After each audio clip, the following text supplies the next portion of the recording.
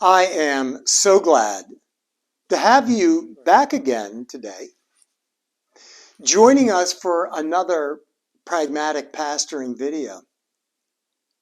You may have noticed this is our newest venture at Samaritan in our Congregation for Clergy program of trying to offer videos that help you be a more effective pastor. By focusing on the things that often in modern mainline ministry are neglected, which are how do you pastor in a pragmatic way that actually then helps you become a more effective spiritual leader. And today, I want to talk about authority. More specifically, I want to talk about relational authority and how we as pastors not only can, but need to immerse our authority in relationships. So as I often do, I want to share with you an experience I had early on in my ministry that really shaped a lot of the ways that I looked at my ministry going forward.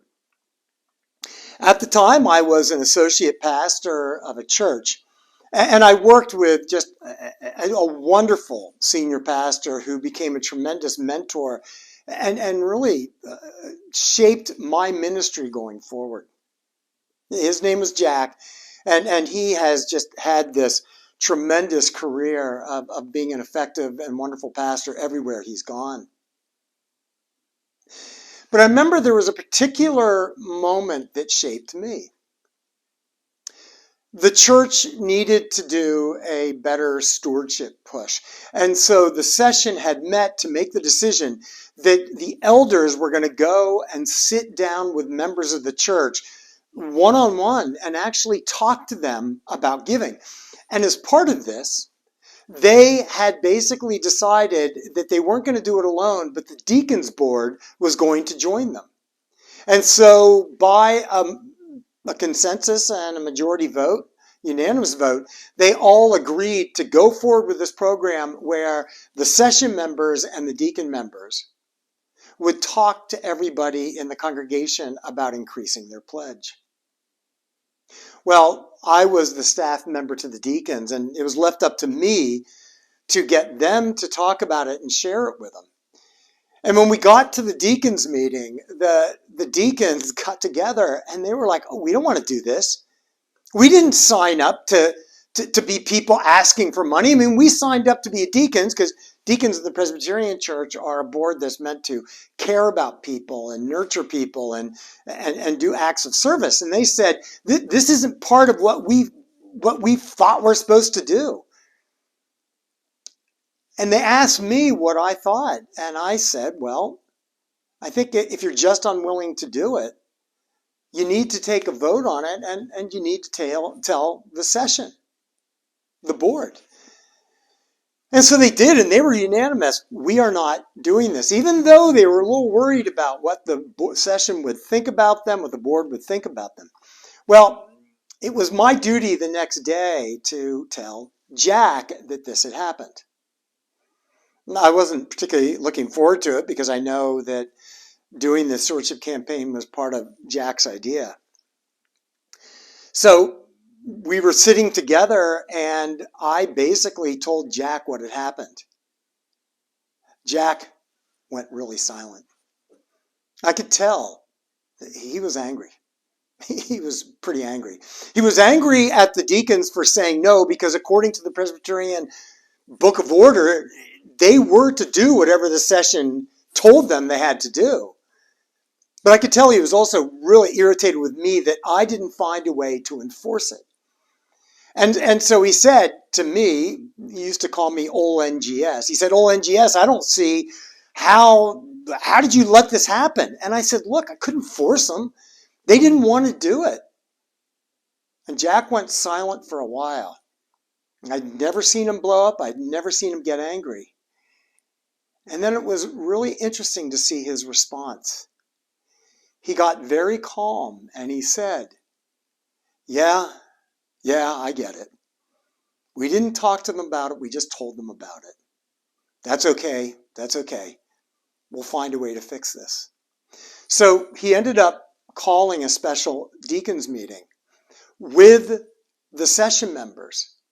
And they all got together in one room. And instead of telling them what he wanted them to do, he sat down with them and they all shared with the deacons what was going on in the church, what the need was.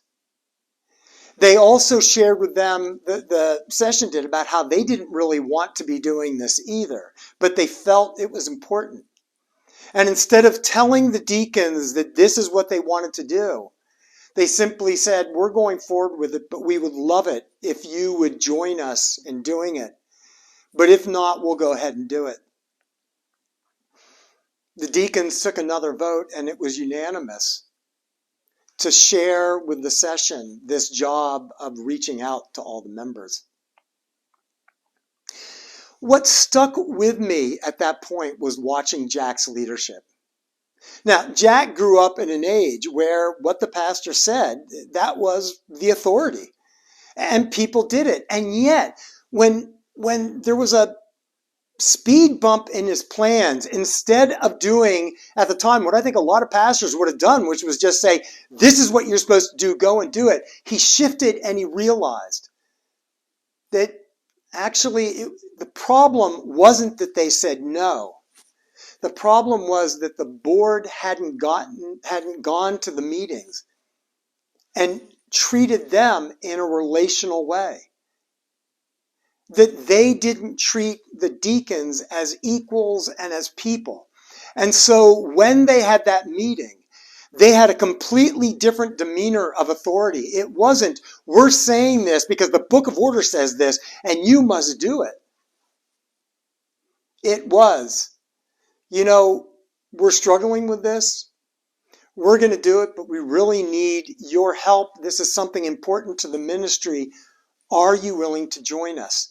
And at that moment, the deacons changed. And the reason why was because of Jack's shift from having his authority derived from his position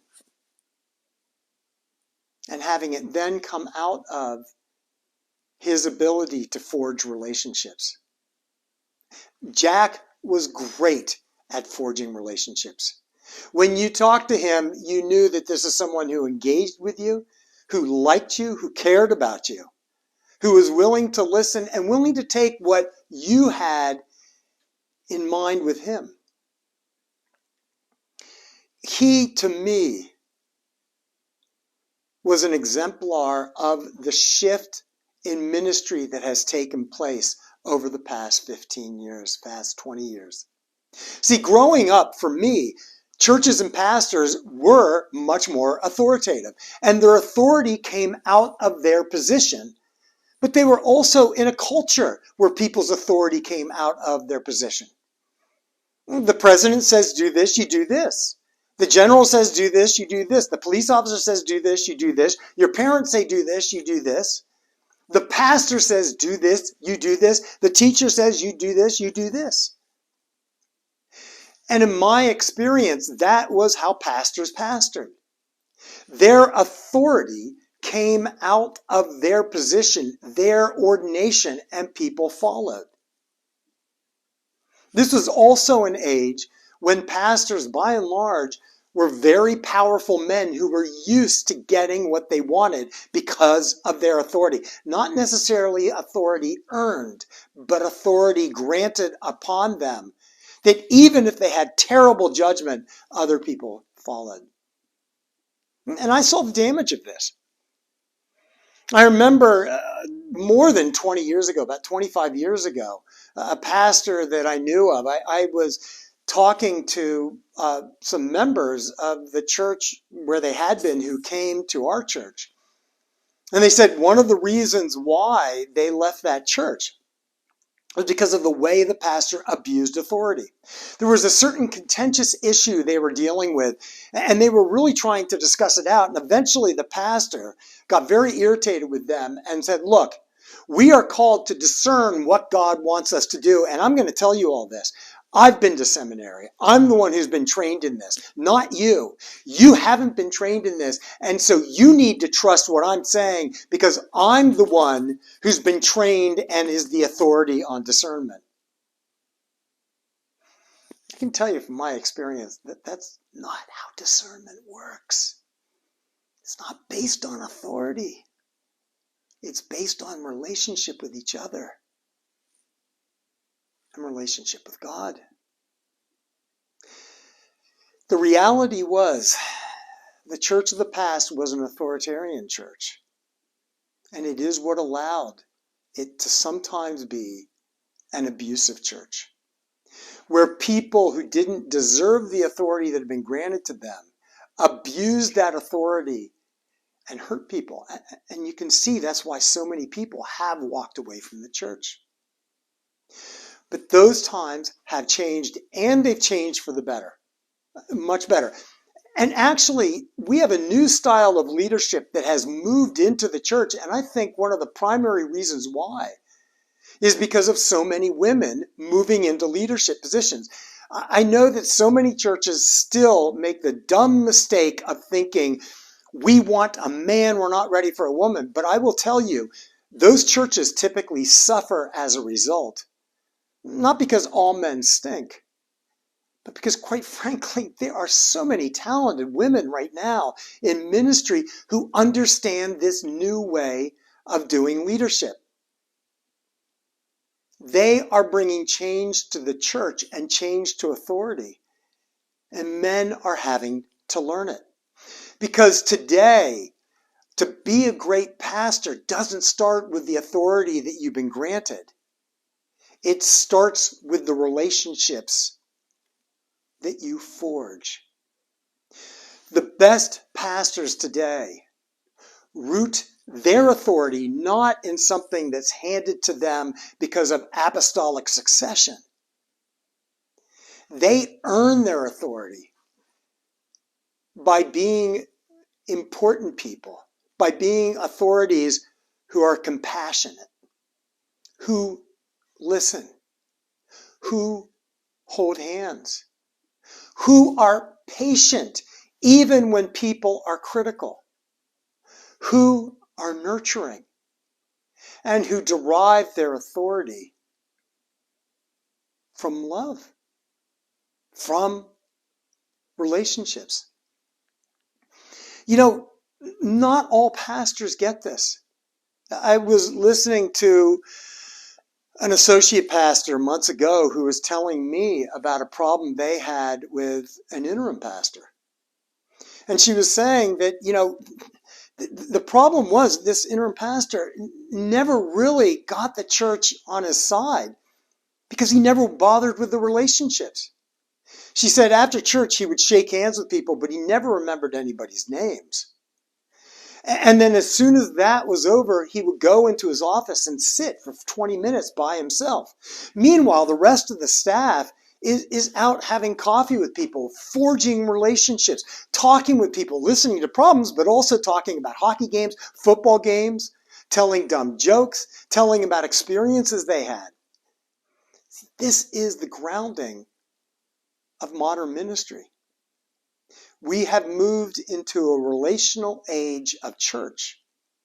And the churches that are going to do the best are going to have pastors who understand if we're going to move the church forward, we need to do it in relational ways.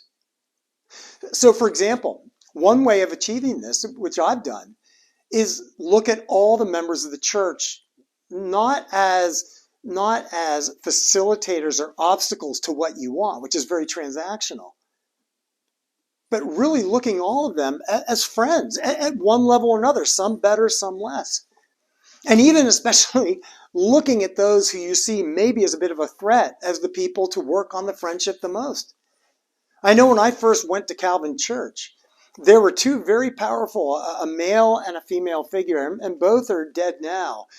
Both were wonderful, but they both were threats, I think, right off the bat to my authority. So as a result, I spent a lot of time with both of them. I would go with them. If I had an idea, I would call them up and talk to them first about it. Or I would talk to them on Sunday morning. I would flesh these things out with them. Periodically, I would go in a direction that was different from them, but I had a good enough relationship with them that I would explain why. And what happened was they became two of my biggest supporters, even if they were skeptical of me at first.